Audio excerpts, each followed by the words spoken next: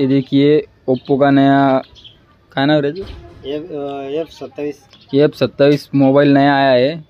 तो इसका अपन camera on करते, देखिए काबर बंद करून टाक ना, काबर काय होतं त्यानं काही खराब आहे काय नाही खराब होत।